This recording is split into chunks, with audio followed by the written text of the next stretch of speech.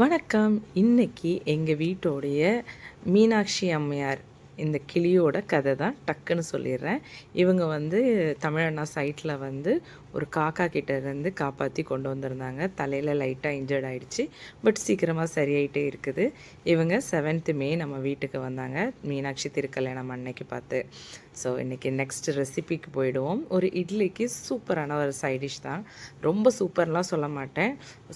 சுமாராக இருந்துச்சு. ஆனால் டக்குன்னு வேலை முடிஞ்சிருச்சு. இதுக்கு ஒரு 3 வெங்காயம் வந்து நல்லா ஸ்லைஸாக வெட்டி வதக்கிக்குவோம். இதுக்கு கூட ஒரு 5 பச்சை மிளகா, கருவேப்பிலை சேர்த்து நல்லா வதக்கிக்குவோம். இதுக்கு கூடவே குழம்புக்கு தேவையான அளவுக்கு உப்பு சேர்த்துக்கலாம்.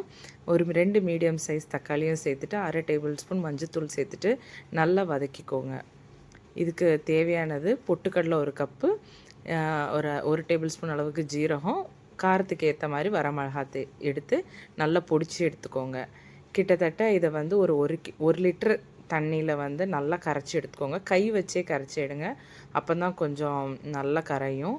இப்போது இதுக்கு கூட 1 லிட்டர் தண்ணியை வந்து நல்லா கொதிக்க விட்டுட்டு, அதுக்கப்புறமா மிக்ஸ் பண்ணி வச்சுருக்கிற மசாலாவெல்லாம் நம்ம வந்து சேர்த்து ஒரு கொதி வந்த உடனே இட்லி கூட சர்வ் பண்ணுங்கள்.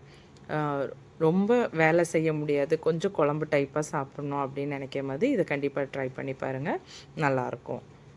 எப்படி இருக்குன்னு மறக்காமல் கமெண்ட் பண்ணுங்கள். தேங்க்யூ.